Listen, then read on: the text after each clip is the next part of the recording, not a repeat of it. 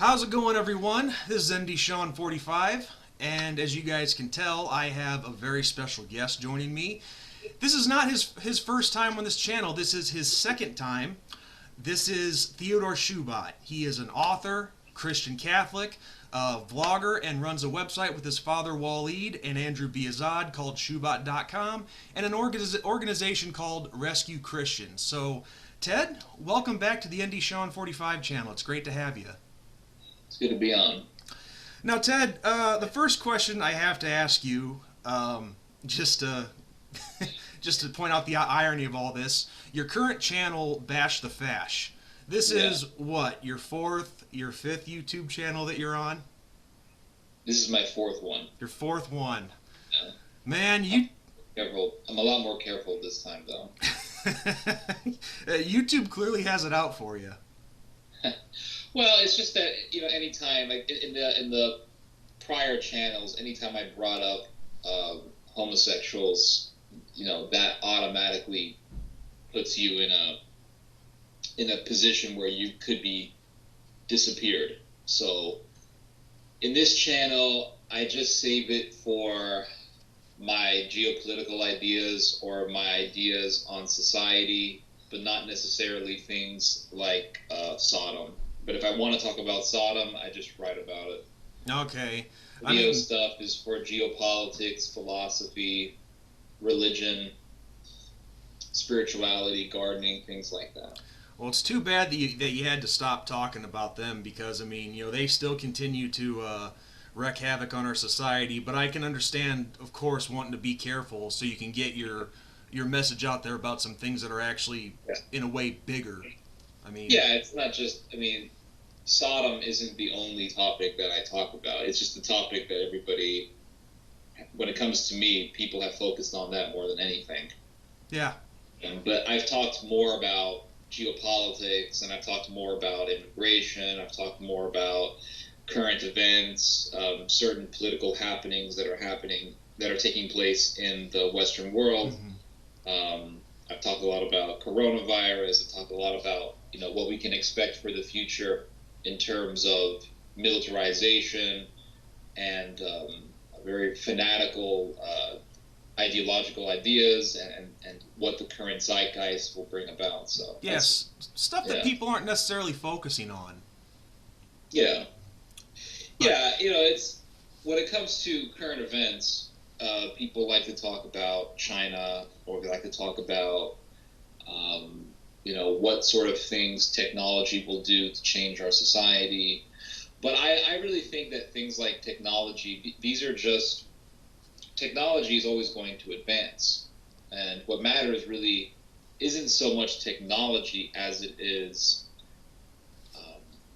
what the current political atmosphere is. Because at the end of the day, technology is simply a means to an end. If people are going to believe in fanatical ideas, if people are going to pursue war and forsake peace, then technology will be used for evil. It's just that simple. Technology isn't bad unto itself. Technology is simply a tool. Yeah.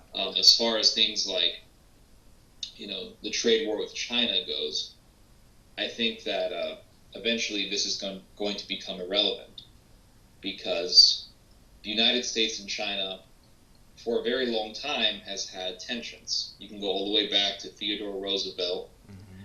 You can go all the way back to the Yellow Scare, and you will see the Americans speaking in a very antagonistic way towards the Chinese. I'm not really worried about China. I'm worried about Japan. And Japan is a country that is far more, militarily speaking, advanced, far more technologically advanced. And the reason why it is these things is because the United States has made sure that it is a regional power in the Far East. So that country is actually far more dangerous because of the fact that it is technologically, it's enabled to be technologically advanced, and it is militarily empowered by the United States. So in a way, it's like a Frankenstein that we are creating. I'll give you an example, and I'll just make this real quick. Sure. In the early 1900s, the United States didn't really know what to think of when it came to Japan. But then the world watched as Japan defeated the Russians in 1904 and 1905.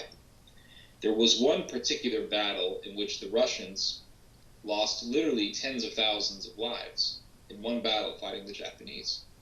And this was a war that everyone expected the Russians to win, because the Russians were a quote-unquote white country, and white nations were automatically perceived as being the most victorious in war and the most dexterous when it comes to fighting in battle. The Japanese were considered to be a yellow race, and therefore inferior when it comes to war and technology and military prowess. But the world watched as that narrative was refuted on the battlefield. Mm-hmm. So the United States, at that point, realized that it could use Japan as a proxy against the Chinese and the Russians, and that was in the early 1900s. We were the ones who introduced modern military technology to the Japanese ever since the steamboat incidents with Commodore Perry. And so we created the monster of Japan, and we had to deal with it in the Second World War. Sadly, we are now making the same mistake. Yeah. Because we see the Japanese as muscle, as a proxy against the Chinese, and we're doing the same thing that we did in the past. So I look at history and I look at current events and I say, oh, look, there's so much of a strong parallel. I'm just going to assume that the same thing is going to happen. Well, they always say that, history is always doomed to repeat itself, and that's clearly the same case here. Yeah. Yeah. Well, history doesn't entirely repeat itself, but as Mark Twain says, it rhymes. Yeah. I mean, there's always something similar that comes along, and it basically it forms its own legacy, I guess you could say. It has its own style. But yes, but the underlying pattern is always there. Yeah, that's definitely true, and we definitely are seeing a lot of it.